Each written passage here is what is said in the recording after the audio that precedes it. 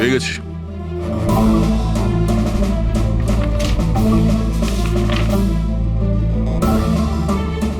আরে এতে তো দেখছি কোনো পোস্টাল স্ট্যাম্প বা যে পাঠিয়েছে তার নামই নেই।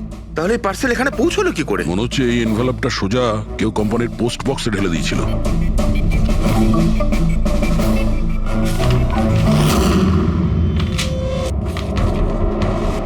এই এনভেলপটা ডক্টর সালুকের কাছে পাঠিয়ে দিই, উনি হয়তো কিছু পেতে পারেন।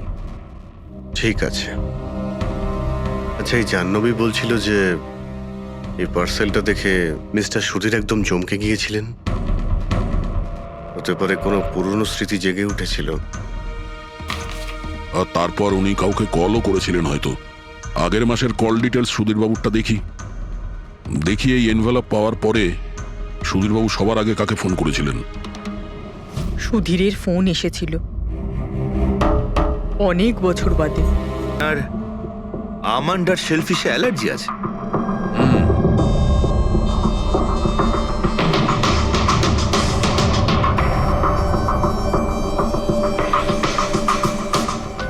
স্যার, কেকটাও পুরো খাওয়া হয়নি।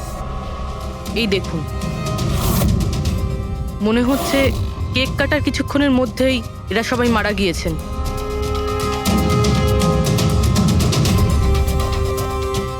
হাতাহাতির কোনো চিহ্নই নেই, সোজা গুলি করেছে।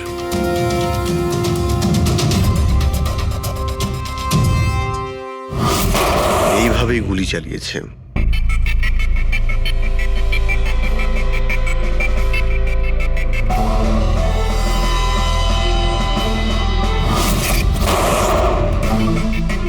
আরেকটা লাশ কোথায়? ভেতরে আছে স্যার।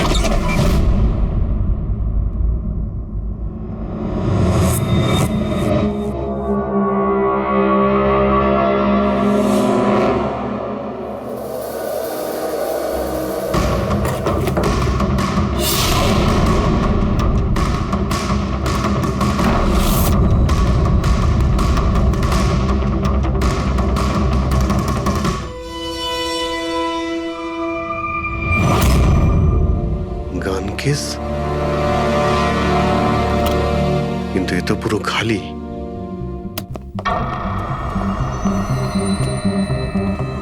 তবে স্যার, এই ঘটনা ঘটেছে কতক্ষণ হয়েছে? এই চারজনের মৃত্যুই কালকে দুপুর 2টো থেকে 4টের মধ্যে হয়েছে। এরা কে কিছু জানতে পারলে? হ্যাঁ স্যার, উনি সুধীর বাবু, আর কে উইপস ইন্ডাস্ট্রির চেয়ারম্যান। ওর বড় ছেলে নীল, আর এ ওর ছোট ছেলে রিতেশ। আর ভিতরে যে আছে সে সুধীরবাবুর স্ত্রী মায়া। স্যার, নীল আর রিতেশ দুজনেই আর কে উইভস কোম্পানির বোর্ড মেম্বার ছিল, কিন্তু কোম্পানির অবস্থা খুবই খারাপ ছিল, বন্ধ হওয়ার জোগাড়। প্রচুর ধার বাকি হয়ে গেছিল, আর বাজারের ধারও মেটাতে পারছিল না, সমস্যা বেড়েই চলেছিল। তাহলে এখানে সেলিব্রেশন কি জন্য হচ্ছিল? স্যার, সুধীরবাবুর 60তম জন্মদিন ছিল। বার্থডে সেলিব্রেট করছিল? তাহলে নিশ্চয়ই আরো অনেকে এসেছিল। অফিসের কিছু লোক এসেছিল স্যার, আর ওদেরকে জিজ্ঞাসাবাদ করে ছেড়ে দিয়েছি। এরা সবাই এখানে একসাথে থাকতো কি?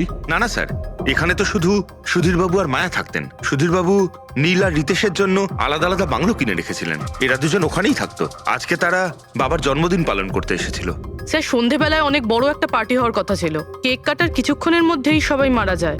পার্টি প্ল্যান যারা করেছিল সেই টিমটা এসেছিল, কিন্তু কেউ দরজা খোলেনি দেখে চলে গিয়েছিল। বস, আমার মনে হচ্ছে না যে কেউ বাইরে থেকে এসেছিল। যা কিছু ঘটেছে এই চারজনের মধ্যেই ঘটেছে। কিন্তু বাড়িতে তো কোনো চাকর অবশ্যই থাকবে। আছে তো, চাকর আছে তো, কিন্তু তারা গ্রামে গেছে। সুধীরবাবু শুধু আজকের জন্য একজন সার্ভেন্ট হায়ার করেছিলেন, সে কাল সকালে কাজ করে গেছিল। আর পার্টি শেষ হওয়ার পরে আজকে এসে পরিষ্কার করার কথা ছিল। পার্টি শেষ হওয়ার আগেই সবকিছু শেষ হয়ে গেছে। মনে তো হচ্ছে এটা মার্ডারই। সরি ডক্টর সালুকে, আমার এটা মনে হচ্ছে যে এই চারজন ছাড়াও এখানে আরো একজন ছিল, যে বাইরে থেকে ভেতরে এসেছিল। একটু মন দিয়ে দেখো, এখানে কোনো হাতাহাতির কোনো চিহ্ন নেই, আর প্রত্যেকটা জিনিস নিজের জায়গাতেই আছে। এটা মনে হচ্ছে যে কেউ কেকের মধ্যে কিছু মিশিয়ে দিয়েছিল, যেটা খেয়ে এরা চারজনই অজ্ঞান হয়ে গেছিল। তারপরে ওই 5 নম্বর লোকটা বাড়ির মধ্যে ঢুকলো, এসে সবাইকে গুলি করে দিল। এটা বস 100% মার্ডার। মার্ডার আর সুইসাইডও। আচ্ছা, তোমরা তো নিশ্চিতভাবে কি করে বলছো? স্যার, এই দেখুন, বাকি 3টে লাশের কাছে স্ট্রাগলের কোনো চিহ্ন মাত্র নেই, শুধুমাত্র সুধীর বাবু ছাড়া। এনার পা ভাঁজ হয়ে রয়েছে, অনেকটা ব্লাডও বেরিয়েছে।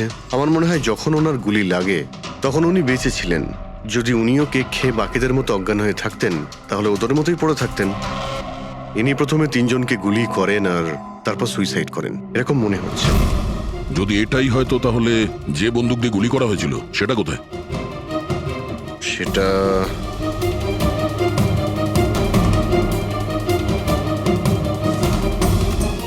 এইখানে গুলি লেগেছিল, মানে মাথাতে। সুধীর বাবু যদি এইভাবে গুলি চালান তো এইভাবেই হয়তো পড়েছেন, আর তখনই হাত থেকে বন্দুকটা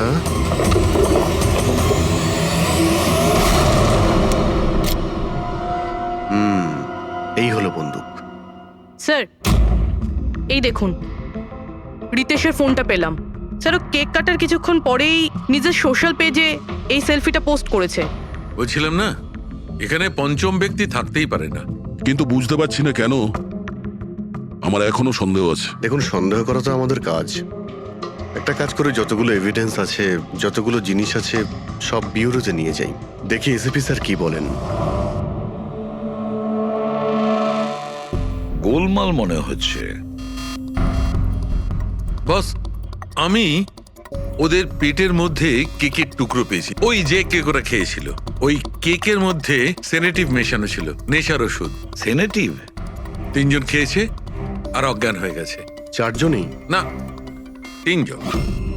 নীল, রিতেশ আর মায়া, ওদের 3 জনের পেটের মধ্যেই শুধু কেকের টুকরো পাওয়া গেছে। তার মানে সুধীর বাবু ওই কেকটা খাননি? না দয়া, শুধু একজনই ছিল যে গুলি চলবার সময় অজ্ঞান হয়নি। কি সুধীরবাবু নিজের জন্মদিনে এই কেক খাননি? হয়নি, কারণ ওই কেকের মধ্যে বাদাম মেশানো ছিল। কিন্তু স্যার ওনার বাড়ির লোকের তো নিশ্চয়ই জানা আছে যে ওনার বাদাম থেকে অ্যালার্জি ছিল। এক্স্যাক্টলি। তাহলে এই কেক আনলো কেন? অদ্ভুত ব্যাপার। সুধীর বাবুর বার্থডে ছিল আর কেক ওই 3 জনে খেয়েছিল। কেক 3 জনে খেয়েছিল, কিন্তু ওখান থেকে যে বন্দুকটা পাওয়া গেছে তাতে 4টে গুলি খরচ হয়েছে, যেগুলো এদের গায়ে লেগেছে। অদ্ভুত ব্যাপার যে ওর ওপর সুধীরের আঙুলের ছাপ আর আছে। ওই বন্দুকটাও তো সুধীর বাবুর নামেই রেজিস্টার করা। তো সুধীর বাবু প্রথমে ওই 3 জনকে গুলি করে আর তারপর নিজে সুইসাইড করে। কিন্তু কেন? ঝামেলা এড়ানোর জন্য। ব্যবসা ডুবে যাচ্ছে, ধার দেনা বেড়ে যাচ্ছে, এই জন্য নিজের সঙ্গে পুরো ফ্যামিলিটাকেই মেরে ফেলে। আর কি কারণ হতে পারে? হ্যাঁ স্যার, তাই তো মনে হচ্ছে। সুধীর বাবু ইচ্ছে করেই ওই বাদামওয়ালা কেক নিয়ে এসেছিল যাতে ওনাকে না খেতে হয়, আর উনি সেনেটিভ মিশিয়ে ওই কেকটা সবাইকে খাইয়ে দেন। আর অজ্ঞান হওয়ার পরে তাদের মেরে ফেলে নিজেও আত্মহত্যা করেন। রবি, ওই রিতেশ যেটা ফটো আপলোড করেছিল না নেটে, সেটা একটু খোলো তো। কটার সময় তুলেছিল এই ফটোটা? স্যার 2:05 আর আপলোড করেছিল? স্যার 2:07। সালুকে একটা কথা বলো, কেক খাওয়ার কতক্ষণ পরে ওরা অজ্ঞান হয়েছিল? 20 থেকে 25 মিনিট। মানে 2:30 না 2:35? আমার মনে হয় ওরা সবাই ওই সময়ই মারা গিয়েছিল, 2:30 থেকে 3:45-এর মধ্যে। মানে সবকিছু ঘটেছে ওই 40 মিনিটের ভেতরেই। 1 মিনিট, ওই দেখো, ওই ছায়াটা কার? ওই শ্যাডো? এই 4 জন তো এখানে দাঁড়িয়েছিল, তাহলে ছায়া ওখানে গেল কি করে? সেটা ওখানে গিয়েই দেখতে হবে। এই শ্যাডোটা কার ছিল? 2:04। পর্দার পজিশন একদম ঠিক আছে তো? একদম স্যার। পজিশন নিয়ে নি। রেডি? 2:05 ইয়া। আরে এখানে তো কোনো ছায়া দেখতে পাচ্ছি না। তাহলে ওখানে ছায়া কোথা থেকে এলো?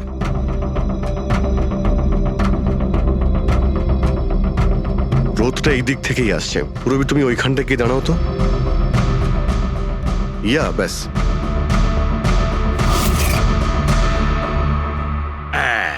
এইখানে ছায়াটা দেখা যাচ্ছে, ঠিক যেমনটা ওখানে ছিল, সেম টু সেম। আমি ঠিকই বলেছিলাম, এখানে কোনো 5 নম্বর লোক ছিল। আর সে ওখানেই দাঁড়িয়েছিল যেখানে আমি দাঁড়িয়েছিলাম। এই সেই লোকটাই হবে যে সুধীরবাবু আর তার পরিবারকে মেরেছে। আর সে আমাদের অলমোস্ট ধোকা দিয়ে দিয়েছিল যে এটা মার্ডার কাম সুইসাইড। আর ওর ছায়াই ওকে ধোকা দিয়ে দিয়েছে। কিন্তু স্যার আমরা এই ছায়ার মাধ্যমে খুনি অবধি পৌঁছবো কি করে? খুনির মেন টার্গেট ছিল সুধীরবাবু, আর সে ওই সময় ওখানেই দাঁড়িয়েছিল। নিশ্চয়ই চেনা জানাই কেউ হবে। কারেক্ট। খোঁজ নিয়ে দেখো সুধীরবাবু পার্টিতে কাদের কাদের ডেকেছিলেন।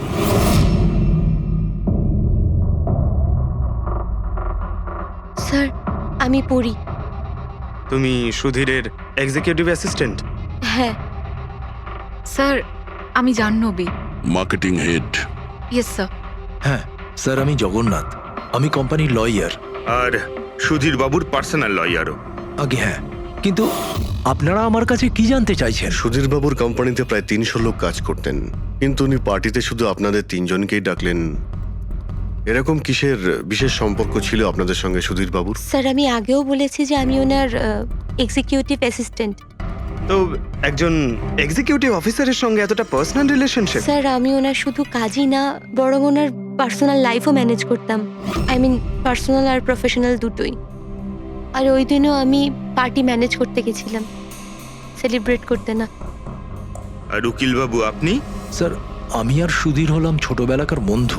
ওর বার্থডে আর আমি যাব না, এটা কি করে হতে পারে? আর আপনি, আপনাকে কেন ইনভাইট করেছিল সুধীরবাবু পার্টিতে? স্যার আমাকে সুধীর স্যার না, নীল ইনভাইট করেছিল। আমি আর নীল খুব ভালো বন্ধু ছিলাম। I see. তো আপনি ওনার পুরো শিডিউল ম্যানেজ করতেন। হুম। তো এই বার্থডে পার্টির দিন কেউ কি আসার কথা ছিল? কোনো মিটিং রেখেছিলেন আপনারা? স্যার ওই দিন ব্যাংক হলিডে ছিল, তার জন্য কোনো মিটিং বা অ্যাপয়েন্টমেন্ট ছিল না। আর ওনার বার্থডে ছিল, তাই উনি পুরো দিন ওনার ফ্যামিলির সাথেই কাটাতে চাইতেন। দুপুর 2টো থেকে 3টের মধ্যে আপনারা কোথায় ছিলেন? স্যার আমি তো আমার বাড়িতেই ছিলাম, ভি ব্লগ বানাচ্ছিলাম। V blog? Video blog. আমার একটা ইন্টারনেট চ্যানেল আছে যেখানে আমি ভিডিও বানিয়ে আপলোড করি। স্যার আমি বাড়িতে ঘুমোচ্ছিলাম, আমার শরীরটা ঠিক ছিল না। স্যার আমি আমার ফ্যামিলির সাথে ফিল্ম দেখতে গিয়েছিলাম। আচ্ছা, কিছুদিনের মধ্যে সুধীরবাবুর ব্যবহারে কোনো পরিবর্তন দেখেছিলেন আপনারা? হ্যাঁ স্যার, আমি একটা জিনিস নোটিস করেছিলাম। স্যার আজ থেকে ঠিক 1 মাস আগে আমাদের মিটিং চলছিল।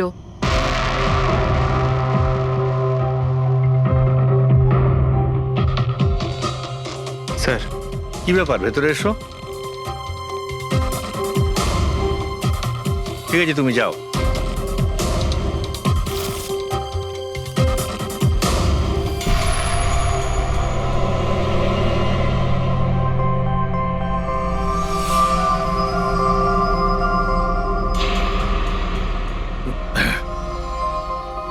Sorry, gentlemen. Meeting is over. বাচ্চাদের পোশাক? Yes sir. আচ্ছা, আর কিছু নোটিস করেছিলেন আপনারা? কোনো অদ্ভুত কিছু? হ্যাঁ স্যার, এই 2 সপ্তাহ আগে উনি আমাকে বলেছিলেন যে উনি ওনার দলিল চেঞ্জ করতে চান। উইল বদলাতে চাইছেন কেন? জানি না স্যার, ওনার দলিলে 3 জন মানুষের নাম ছিল, একজন ওনার স্ত্রী মায়া আর 2 জন ওনার ছেলে। কিন্তু উনি চতুর্থ একজনের নাম জুড়তে চাইছিলেন, অ্যাড করতে চাইছিলেন। কি নাম ছিল ওই চতুর্থ জনের? ওনার নাম তো উনি বলেননি। আপনি কি উইলটা বদলেছিলেন? আসলে আমি পেপার সব তৈরি করে দিয়েছিলাম, ব্যাস নাম ভরে ওতে সুধীরকে সই করতে হতো। জানি না কি হলো, হঠাৎ নিজের বার্থডের কিছুদিন আগে ও আমাকে বলল যে দলিল বদলাতে চায় না, ওই পুরনো দলিলটাই থাকবে।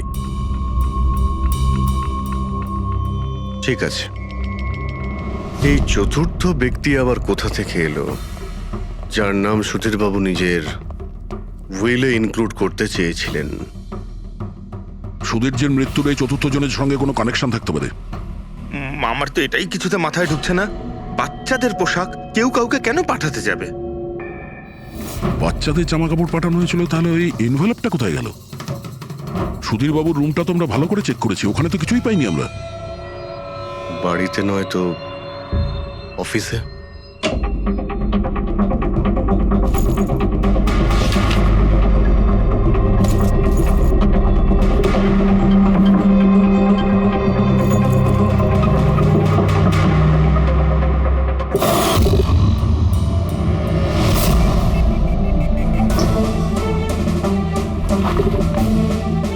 পেয়ে গেছি।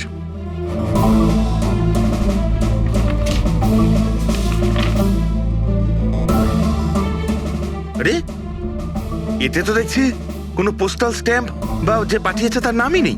তাহলে পার্সেল এখানে পৌঁছলো কি করে? মনে হচ্ছে এই এনভেলপটা সোজা কেউ কোম্পানির পোস্ট বক্সে ঢেলে দিয়েছিল।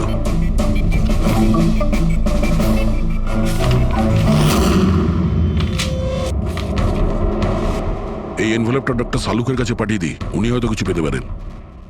ঠিক আছে। আচ্ছা, এই জাহ্নবী বলছিল যে এই পার্সেলটা দেখে মিস্টার সুধীর একদম চমকে গিয়েছিলেন।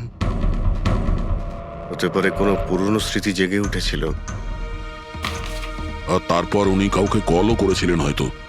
আগের মাসের কল ডিটেলস সুধীরবাবুরটা দেখি এই এনভেলপ পাওয়ার পরে সুধীরবাবু সবার আগে কাকে ফোন করেছিলেন? সুধীরের ফোন এসেছিল অনেক বছর বাদে। কি কথা হয়েছিল আপনাদের দুজনের? খুব রেগেছিল যে আমি ওকে কেন এনভেলপটা পাঠিয়েছিলাম, কিন্তু আমি তো ওকে এনভেলপ পাঠাইনি। কিন্তু কোনো কারণ তো ছিল যাতে সুধীরবাবু আপনাকে সন্দেহ করেন। হ্যাঁ, নিশ্চয়ই। ওই এনভেলপে বাচ্চার জামা ছিল। ওর মনে হয়েছিল ওটা সেই জামাটাই যেটা আমি আর সুধীর আমাদের সন্তানের জন্য কিনেছিলাম। আমাদের বাচ্চার জন্য? আমার আর সুধীরের সন্তান। 30 বছর আগে আমি আরকে ওয়েবস কোম্পানিতে অ্যাকাউন্ট ডিপার্টমেন্টে কাজ করতাম। সুধীরের বাবা সেটার মালিক ছিল। ওখানেই সুধীর আর আমার সম্পর্ক হয়েছিল। আর কিছু বোঝার আগেই আমি বুঝতে পারি যে আমি সুধীরের সন্তানের মা হতে চলেছি। তো আপনাদের দুজনের বিয়ে হয়নি? না, হয়নি। সুধীর তো কথা দিয়েছিল, কিন্তু ওর প্যারেন্টস রাজি হয়নি, কারণ আমি ওদের স্টেটাসে ছিলাম না। ওনারা তো সুধীরের বিয়ে অনেক বড়লোক বাড়িতে আর সেম স্টেটাসে করতে চেয়েছিলেন। তারপরে ওর প্যারেন্টস আর ফ্যামিলি খুব চেষ্টা করেছিল ওকে, আমাকে, এমনকি আমার ফ্যামিলিকেও বোঝানোর জন্য যে আমি বাচ্চাটাকে নষ্ট করে দিই। আমিও ঠিক করেছিলাম যে যাই হয়ে যাক আমি আমার সন্তানকে জন্ম দেবই। 15ই মার্চ 1990 সালে আমার সন্তান এই পৃথিবীতে এসেছিল,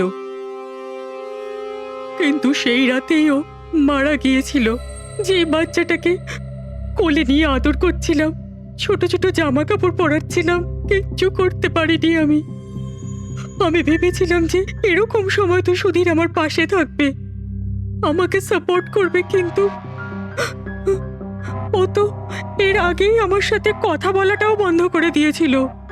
আর ওই মাসেই ও মায়াকে বিয়েও করেছিল। তো সেই জন্যই আপনি আজ অব্দি বিয়ে করেননি আর এখানে একাই থাকেন? হ্যাঁ। সুধীরবাবু আপনার সঙ্গে যা যা করেছেন তার জন্যে খুব কষ্ট হয়েছে আপনার হয়তো। খুব ঘেন্না করতেন ওকে? আমার থেকে বেশি ঘেন্না ওকে আর কেই বা করতে পারে। উনি আপনাকে আপনার অধিকার দেয়নি, আপনি সম্পত্তিতে ভাগ চাইলেন, আর যখন সম্পত্তি উনি আপনাকে দিলেন না তখন আপনি রেগে গেলেন আর মেরে দিলেন ওকে। আমি ওকে মারিনি, আর আমি ওকে কেন মারবো? আমি তো চেয়েছিলাম যে ও বেঁচে থাকুক আর সারা জীবন কষ্ট পাক। যেদিন সুধীরবাবু মারা যান সেদিন দুপুরবেলা আপনি কোথায় ছিলেন? আমি বাড়িতেই ছিলাম। আপনার কাছে কোনো উইটনেস বা প্রমাণ আছে? কোনো প্রমাণ নেই। হ্যালো, হ্যাঁ স্যার। আমি ভালো করে পরীক্ষা করলাম, তাতে কোনো ফিঙ্গারপ্রিন্ট তো পাইনি, কিন্তু ওই এনভেলপ থেকে আমি ডিএনএর জন্য স্যাম্পল পেয়ে গেছি। যে ওই চিঠিটা পাঠিয়েছে সে মনে হয় মুখ দিয়ে থুতু সাহায্যে ওটাকে সেঁটে দিয়েছে। আর এইভাবে ওই এনভেলপ থেকে আমি স্যালাইভা স্যাম্পল পেয়ে গেছি, যার থেকে ডিএনএ টেস্ট করতে পারবো। কিন্তু ডক্টর, ডিএনএ টেস্টিং এতে তো 4 থেকে 6 সপ্তাহ লাগবে। হ্যাঁ, আর আমি 5 দিনের জন্য যাচ্ছি দিল্লি এক কনফারেন্সে, কিন্তু তার আগে আমি কিছু প্রাইমারি টেস্ট করিয়ে নিয়েছি। তো স্যার, আপনি এই টেস্ট থেকে কি পেলেন? এই টেস্ট থেকে আমি জানতে পেরেছি যে এটা যার ডিএনএ হোক না কেন, তার ডিএনএ সুধীরবাবুর ডিএনএ এর সঙ্গে ম্যাচ করছে। কি? তার মানে এই যে, তার মানে হচ্ছে এইটা যে এই চিঠিটা পাঠিয়েছে সেটা সুধীরবাবুর কোনো রক্তের সম্পর্কের লোক। তার মানে সুধীরেরই নিজের কেউ সুধীরকে ব্ল্যাকমেল করছে, কিন্তু কে কে হতে পারে? স্যার, অদিতির পেটে যে বাচ্চাটা ছিল সেটা তো মরা অবস্থায় জন্মেছিল। হ্যাঁ, আর রইল বাকি সুধীরবাবুর 2 ছেলে নীল আর রিতেশ। ওরা দুজন আবার সুধীরবাবু আর অদিতির গোপন রহস্যটা জেনে ফেলেনি তো? হতে পারে তার জন্যই ব্ল্যাকমেল করছিলেন, বাচ্চাগুলোর পোশাক পাঠিয়ে। আচ্ছা স্যার, ওই যে বাচ্চাদের পোশাক পেয়েছিলাম, ওগুলো কি সত্যি পুরনো নাকি ময়লা টয়লা করে পুরনো দেখানোর চেষ্টা করা হয়েছে? আমি ওগুলোকে স্পেশালাইজড ল্যাবে পাঠিয়ে দিয়েছি চেক করার জন্য, তাড়াতাড়ি জানা যাবে। আচ্ছা পুরবি সুধীরবাবুর ছেলের ব্যাপারে কি জানতে পেরেছো? কি করতো ও? স্যার 1 বছর আগে সুধীর বাবু নিজের কোম্পানিতে নিজের ছেলেদেরকেই বোর্ড মেম্বার বানিয়েছিলেন, আর তারপর থেকেই কোম্পানি লসে যেতে শুরু করলো। ওরা কোম্পানির টাকা নিয়ে নিজেরাই নয়ছয় করতো, দামি দামি গাড়ি, প্রচুর শখ মেটাতো, সবকিছু করতো, শুধু কাজ বাদ দিয়ে। কিন্তু স্যার সুধীরবাবু তার ছেলেদের খুব ভালোবাসতেন, দুজনের জন্য আলাদা আলাদা বাংলো। আচ্ছা, এটা নয় তো যে ওদের দুজনের মধ্যেই কেউ ওই এনভেলপটা লেটার বক্সে ফেলেছিল? কিন্তু একটা কথা কিছুতেই মাথায় ঢুকছে না, এই ব্ল্যাকমেলিং কেন? আরে ভাই, টাকার জন্য। কোম্পানি ডুবে যাচ্ছিল। কারেক্ট। কোম্পানি কাঙাল হওয়ার আগে যা কিছু গুছিয়ে নিতে পারো গুছিয়ে নাও। যদি সুধীর বাবুর 2 ছেলে তাদের বাবাকে টাকার জন্য ব্ল্যাকমেল করে থাকে, তাহলে নিশ্চয়ই ওনার ব্যাংকের অ্যাকাউন্টে নিশ্চয়ই টাকা এসে থাকবে, খুব বড় রকমের ফিগার। একটা কাজ করো, এই দুজনের পার্সোনাল অ্যাকাউন্ট, কোম্পানি অ্যাকাউন্ট সব চেক করো, দেখো কোনো বড় অ্যামাউন্ট এসেছিল কিনা। স্যার স্যার কিছু পেয়েছি স্যার। আরকে উইপস ইন্ডাস্ট্রি থেকে কোটি টাকা ট্রান্সফার হয়েছে স্যার। কার অ্যাকাউন্টে ট্রান্সফার হয়েছে? 1 মিনিট দেখছি। এগুলো রিতেশ আর নীলের অ্যাকাউন্টই হবে? না স্যার, প্রাইভেট অ্যাকাউন্ট, রেচেলের নামে। কোন টাকা? আপনারা কি নিয়ে কথা বলছেন? আমি কিচ্ছু জানি না। কোন টাকা? সেই টাকাটা যেটা আরকে উইপস এর অ্যাকাউন্ট থেকে তোমার অ্যাকাউন্টে ট্রান্সফার হয়েছে। এবার কিছু মনে পড়েছে? ওটা তো আমার স্যালারি, আমি ওখানে কাজ করতাম। স্যালারি? 11 কোটি স্যালারি? হ্যাঁ, তাও আবার 2 সপ্তাহের। ওই হিসাবে তো তোমার মান্থলি স্যালারি 22 কোটি টাকা হবে।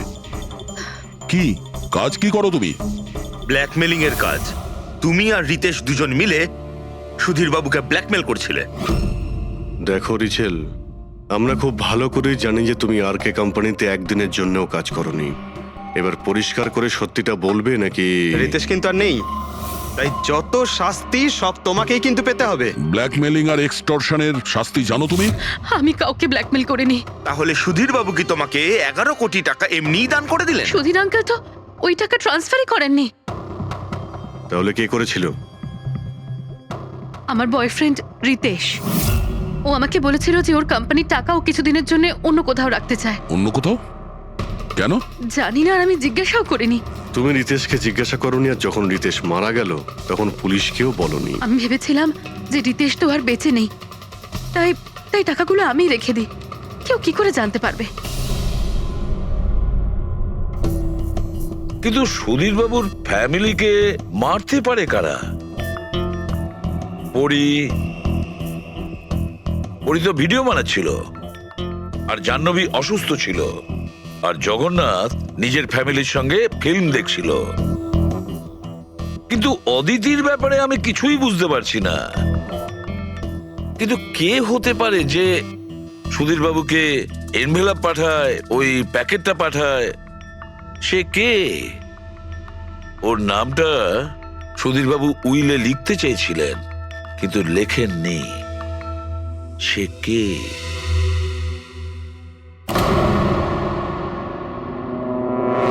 প্রেমের দ্বিতীয় কেকটা কোথা থেকে আসলো? হ্যাঁ স্যার, এখানে দুটো কেক। সেটাই তো, যখন বার্থডে ছিল সুধীর বাবু তার নিজের ফ্যামিলির সঙ্গে, ছোট কেকটা কেন কাটতে যাবে যেখানে এত বড় কেকটা রয়েছে এর সামনে? স্যার, যাতে ও রাতে পার্টিতে বড় কেক খেতে পারে। আরে ভাই, সুধীরবাবু কি 18 বছরের বাচ্চা ছিল নাকি যে নিজের বার্থডেতে দুটো কেকের অর্ডার দেবে? স্যার, হতে পারে এই কেকটা ওনাকে কেউ গিফট করেছে, এই কিন্তু বাদামওয়ালা সেটা কেক। তো বক্সে নিয়ে আসবে, আর তার উপরে কেক শপের নামটাও লেখা থাকবে। না স্যার, ওখানে তো আমরা কোনো বক্স পাইনি। ছিল না? হতে পারে কেউ এই কেকটা বাড়িতে বানিয়েছে, সেই জন্যই আমরা ওখানে বক্স পাইনি। কিন্তু এই আমন্ড দেওয়া কেক পাঠালোটাকে? স্যার, হ্যাঁ, স্যার আমি জাহ্নবীর সোশ্যাল প্রোফাইল চেক করছিলাম। স্যার, এখানে ওর অনেক অনেক ছবি আছে যেখানে ও কেক আর পেস্ট্রি বেক করছিল। বেকিং ও খুব পছন্দ করে। হ্যাঁ, আমি বেকিং পছন্দ করি, তাতে কি? তো কিছু না, তুমি বাদামওয়ালা কেক বানিয়েছিলে না সুধীরবাবুর জন্য? আমি যখন জানি যে ওনার বাদামে অ্যালার্জি, তাহলে আমি ওনার জন্য বাদাম কেক কেন বানাবো? কারণ তুমি চাইছিলে যে উনি কেকটা না খান, যদি খেতে অজ্ঞান হয়ে যেত না। আর তুমি চাইতে যখন তুমি ওকে মারবে তখন যেন ওর জ্ঞান থাকে, কষ্ট পায় তোমার সামনে, প্রাণ ভিক্ষা করে, তাই না? আরে আমি সুধীর আঙ্কেলকে কেন মারবো? তুমি কেকের মধ্যে সেনেটিভ মেশাওনি রিতেশ, নীল আর মায়াকে মারার জন্য? আপনারা এইসব কি বলছেন বলুন তো? ব্যাস ব্যাস, অনেক হয়েছে। তুমি বলেছিলে না যে ওই দিন তুমি অসুস্থ ছিলে আর বাড়িতেই ছিলে? কোথাও তুমি যাওনি। তুমি পার্টিতে কিভাবে গিয়েছিলে কিনা পার্টিতে? আমি সত্যি 2-3টে পর্যন্ত ঘুমিয়েছিলাম। তারপর ঘুম থেকে ওঠার পর আমার মনে হলো যে আমি একটু বেটার ফিল করছি, আর তাই আমি পার্টিতে চলে যাই। এতে আমার কি অন্যায়? তুমি যদি রাত 2টো থেকে 3টে অবধি সত্যিই ঘুমিয়েছিলে, তাহলে 2:30টার সময় যখন সুধীর বাবু মারা যান, তখন তোমার মোবাইল ওনার ঘরের সামনে গেল কি করে? দেখো জাহ্নবী, মিথ্যে বলে কোনো লাভ নেই। আমরা তোমার মোবাইলের রেকর্ড চেক করে দেখেছি। যে সময় সুধীর বাবু মারা যান সেই সময় তোমার ফোনের লোকেশন ওনার বাড়ির কাছেই ছিল। এবার সত্যি বলবে নাকি আরো টাইম ওয়েস্ট করতে চাও? আমি আর নীল একে অপরকে ভালোবাসতাম। আমরা ভেবেছিলাম যে নীলের বাবার বার্থডে আমাদের কাছে একটা ভালো সুযোগ ছিল ওনাকে আমাদের ব্যাপারটা বলার, আর সেই জন্যই আমি ওখানে যাই। ওখানে গিয়ে নীলকে অনেকবার কল করি, প্রায় 1 ঘন্টা ওখানে ছিলাম আমি, কিন্তু নীলের কোনো কল আসেনি। আমি ভেবেছিলাম নীল হয়তো সময় পাচ্ছে না আমাকে কল করার। মিথ্যে কথা। তোমার মনে হয়েছিল নীল তোমাকে ঠকাচ্ছে, সেই কারণে তুমি ওকে আর ওর পুরো ফ্যামিলিকে মেরে দিয়েছো। এই আপনারা কি বলছেন বলুন তো? আমি বেকিং করতে ভালোবাসি, তার মানে তো এটা নয় যে খুনটা আমি করেছি। ইন্টারনেটে রেসিপি দেখে তো যে কেউ কেক বানিয়ে ফেলতে পারে। কেক বানানো কি এমন কঠিন কাজ? আর রিতেশের গার্লফ্রেন্ড রেচেল, ও তো বেকিং করে। আপনারা ওকে কি কেন কিছু জিজ্ঞেস করছেন না? সবাইকে জিজ্ঞেস করবো আমরা। ডাকো সবাইকে। ভীষণ ইন্টারেস্টিং কেস এটা। এরকম খুব কম হয় যে এতজনের কাছে একটা লোকের প্রাণ নেওয়ার জন্য সুযোগও আছে আর মোটিভও আছে। আপনারা আবার? আরে স্যার, আমি কেন মারবো ওনাকে? আপনি নীলকে বিয়ে করতে চেয়েছিলেন, ওর ফ্যামিলির লোকেরা রাজি হয়নি। এ তো খুব বড় একটা কারণ খুন করার। আর সুধীর বাবুর ফ্যামিলির জন্য আত্মমর্যাদা, সোশ্যাল স্ট্যাটাস অনেক গুরুত্বপূর্ণ ব্যাপার ছিল। এর সবচেয়ে বড় এক্সাম্পল অদিতি দেবী। আর সুধীর বাবু এই নিজের সম্পত্তি আর স্ট্যাটাসের জন্য আপনার জীবন নষ্ট করে দিয়েছেন। তাহলে আপনার থেকে বেশি ঘৃণা আর কে করতে পারে? আমার কাছে পয়সার কোনো মূল্য নেই, আর না কোনো বিষয়ে রিগ্রেট। আফসোস তো তোমার হওয়ার কথা রাচেল। এখানে তো 5,000 টাকার জন্য মানুষ মানুষকে খুন করে, আর তুমি তো বসে বসে 11 কোটি টাকা পেয়েছো। আর আপনি? আপনার হাতে তো সুধীর বাবু তার লাইফের রিমোট কন্ট্রোল দিয়ে দিয়েছিল। আপনি সবই জানতেন ওনার ব্যাপারে। এটাও জানতেন যে উনি ওনার গানটা কোথায় রাখেন। দেখুন, আপনাদের যা ইচ্ছে বলতে পারেন। আমি আপনাকে আগেও বলেছিলাম যে আমি সেদিন ঘরে ভিডিও ব্লগ বানাচ্ছিলাম। চাইলে আমার ফোনও চেক করতে পারেন। হ্যাঁ হ্যাঁ, নিশ্চয়ই। ওই দেখি, জানা তো যাবে কিভাবে ভিডিও ব্লগ বানানো যায়।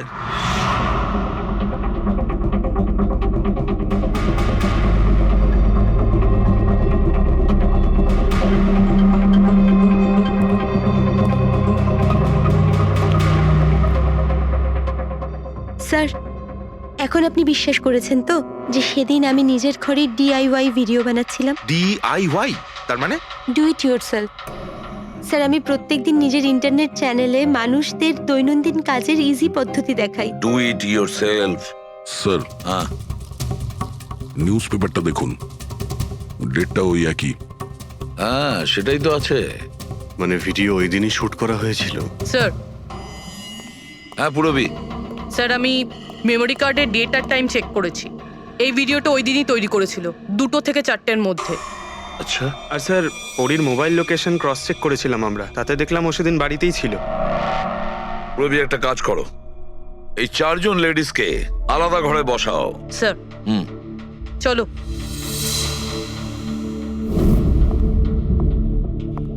স্যার, কি ভাবছেন আপনি? সমস্ত প্রমাণ তো ওর পক্ষেই দেখছি। এই কেসটা তো আমি অন্ধকারে ডুবে যেতে দেখছি। ঠিক একটা কথা তো পরিষ্কার, যখন অন্ধকার হয় তখন কোনো ছায়া পড়ে না। কিন্তু আমার মনে হয় এই পুরো কেসটাই ছায়ারই খেলা। সানডাইল জানো তো? সানডাইল এই জিনিসটা আসলে সূর্যের আলো কোন দিকে যায় সেই অনুযায়ী টাইমটা দেখায়। হ্যাঁ, সানডাইল এমন একটা জিনিস যেটা থেকে আমরা আকাশের সূর্যের পজিশনটা বুঝতে পারি। যেটা থেকে আমরা সময়টা আন্দাজ করতে পারি। এবার দেখো, আমাদের পৃথিবী ঘুরতে থাকে আর সেই জন্য সূর্যের অ্যাঙ্গেলটাও বদলে যায়, যেটার কারণে সানডাইলে ছায়ার পজিশনটা বদলাতে থাকে। এটা তো মাথায় ঢুকে গেছে স্যার, কিন্তু এটার এই কেসটার সাথে কি সম্পর্ক বলুন এর তো? সঙ্গে সম্পর্ক আছে ফেডরিক। পরি, এই পুরো প্রমাণগুলোই আমরা পরীর কাছ থেকে কালেক্ট করেছি। পরি সে এমন একজন কেউ পুরো এভিডেন্স গুলো ম্যানিপুলেট করতে পারে, মেমোরি কার্ডের ডেটটাও চেঞ্জ করতে পারে, পুরো এভিডেন্সেস কন্ট্রোল করতে পারে। কিন্তু সূর্যকে কন্ট্রোল পরি করতে পারে না। ভুলে যেও না যে সূর্য কোনো সময়ই ভুল সময় সে দেয় না। তার মানে ওরই ভিডিওতে ডেট আর টাইম দুটোই চেঞ্জ করে দিয়েছে। ছিল আর রোদও সেই রকম আছে সেদিন যেরকম ছিল। শুধু পরীর জায়গায় পুরো দাঁড়িয়ে আছে। স্যার, আমরা এখানে কি করব? আগামী 6 ঘন্টা পর্যন্ত পূরবীকে এইভাবেই দাঁড়িয়ে থাকতে হবে যেভাবে ভিডিওতে পরি দাঁড়িয়েছিল। আমরা এটাই দেখতে চাই যে যদি পরি সত্যি কথা বলে তাহলে 2 থেকে 4টের মধ্যে পূরবীর মুখে ঠিক সেই জায়গা থেকে রোদ্দুর পড়বে যেমন পরির মুখে ছিল। আর স্যার, যদি আমার ছায়া পরীর ছায়ার সাথে ম্যাচ না করে তো? তো দেখতে হবে। ক্যামেরা অন করো।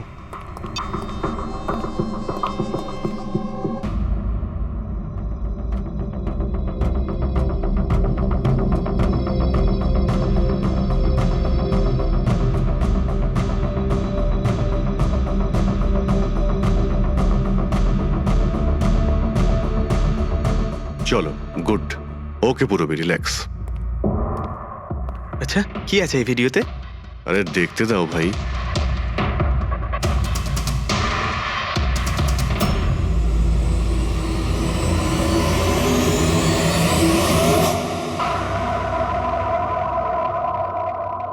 তো সকাল 11টা থেকে 1টার মধ্যে তুমি ওই ভিডিওটা রেকর্ড করেছিলে।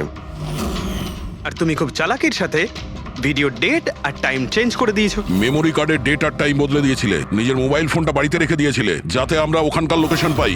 তুমি কি মনে করেছিলে এসব করার ফলে আমরা বোকা হয়ে যাব? হ্যাঁ, না তুমি আমাদেরকে বোকা বানাতে পারলে, না আকাশে ওঠা সূর্যকে। তোমার ভিডিওতে রোডের ডিরেকশন দেখে স্পষ্টই বোঝা যাচ্ছে ওই ভিডিওটা 11টা থেকে 1টার মধ্যে শুট করা হয়েছে। চেষ্টাটা ভালোই করেছিলেন, কিন্তু রিসার্চ ওয়ার্কটা একটু দরকার ছিল। পরি, তোমার ব্যাপারে আমরা সবকিছু জেনে গেছি। পড়ি, আমাদের হয়তো ম্যাক্সিমাম 4 সপ্তাহ সময় লাগবে তোমার ডিএনএ টেস্ট করে এটা প্রমাণ করতে যে তুমি সুধীর বাবুর মেয়ে। কিন্তু তাতে সত্যিটা বদলে যাবে না।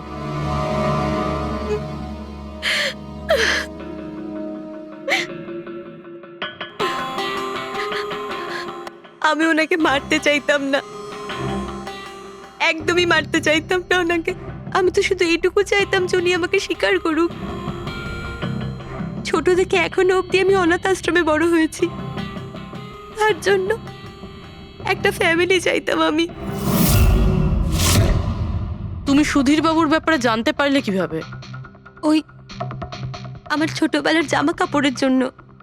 ওই জামা কাপড়ে হসপিটালের কার্ড ছিল, উনি ওটা বের করতে ভুলে গেছিলেন। ওই কার্ডে বাবার নাম্বারও ছিল। তারপর আমি বাবাকে অনেক খুঁজলাম, তখন শেষ পর্যন্ত ওনার কোম্পানির কথা জানতে পারলাম। কিন্তু তুমি ওনার কোম্পানি কেন জয়েন করলে? তুমি চাইলে সুধীর বাবুকে অন্য জায়গাতেও কথাটা বলতে পারতে যে তুমি ওনার মেয়ে। কিন্তু আগে আমি ওনার সাথে দেখা করতে চাইতাম, চিনতে চাইতাম ওনাকে। তারপর আস্তে আস্তে জানতে পারলাম যে উনি খারাপ মানুষ নন, মনের দিক থেকে খুবই বড়। তখন আমি ভাবলাম যে হয়তো ওই সময় ওনার অবস্থা খুব খারাপ ছিল, তাই অনাথ আশ্রমে দিয়েছিল আমাকে। কিন্তু এখন তো ওনার খুব ভালো অবস্থা, এখন তো উনি আমায় আপন করতে পারতেন। তাহলে ওনার সঙ্গে দেখা হতে না হতে প্রপার্টিতে ভাগ কেন চাইলে? কারণ আমি জানতে চাইতাম যে ওনার কাছে ইম্পর্টেন্ট কি, টাকা না আমি। তার জন্যই সুধীর বাবু ওনার উইল চেঞ্জ করতে চাইছিলেন। হ্যাঁ, আর এটা শুনে আমি খুব খুশি হয়ে গেছিলাম। কিন্তু সুধীর বাবু তার সিদ্ধান্ত বদলে ফেলেছিলেন, যেটা তুমি সহ্য করতে পারোনি। স্যার, ও সব ওনার ওয়াইফ আর ওনার মেয়ের জন্য হয়েছিল। ওরা এটা সহ্যই করতে পারছিল না যে বাবা আমার নাম উইলে অ্যাড করছিল। অর্থাৎ আরও একবার সুধীর বাবু আপনাকে মেনে নিতে অস্বীকার করলেন। হ্যাঁ, আর এইবারও ঠিক ফ্যামিলির জন্যই। উনি একদম বদলাননি, উনি একদম ঠিক আগের মতোই ছিলেন। সেলফিশ, সুবিধাবাদী, দায়িত্বজ্ঞানহীন। সহজভাবে নিজের ভাগটা পাননি বলে ওনাকে ব্ল্যাকমেল করতে শুরু করে দিলেন। না, আমি যখন ওনাকে প্রথম এনভেলপ পাঠিয়েছিলাম তখন আমার এরকম উদ্দেশ্য ছিল না। আর না আমি এতটাই বোকা যে এনভেলপ নিজের মুখ দিয়ে সিল করব। আমি তো এটাই ভাবতাম যে অ্যাটলিস্ট উনি আমাকে নিজের ফ্যামিলিতে ইনক্লুড করুক, আমার নিজেরও একটা ফ্যামিলি হোক। আর তার জন্যই আমি বাবার জন্মদিনের দিন নেশাযুক্ত ওষুধ দিয়ে বাদামের কেক নিয়ে ওনার বাড়িতে গেছিলাম। Happy birthday to you.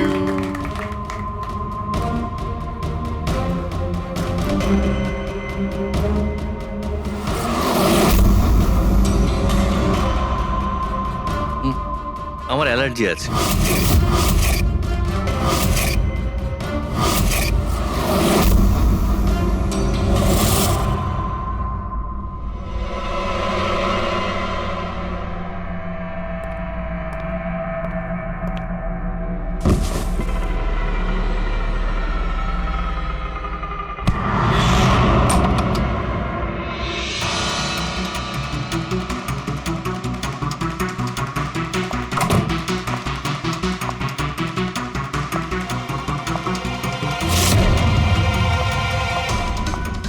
বাবা,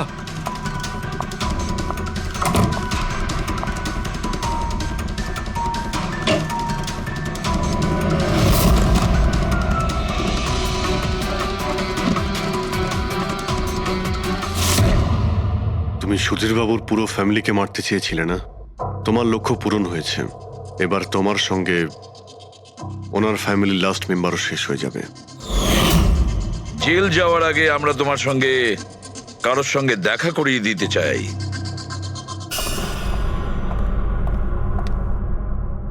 ইনি অদিতি দেবী, তোমার মা। মা, আপনাকে মিথ্যে বলা হয়েছিল যে আপনার সন্তান মৃত জন্ম নিয়েছিল।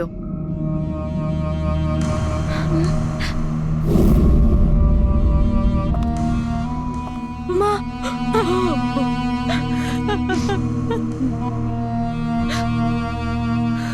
ওর এই সুধীর বাবু আর তার ফ্যামিলিকে শেষ করে দিয়েছে। আমরা দুঃখিত, আপনারা দুজন আবার বিচ্ছিন্ন হয়ে যাচ্ছেন।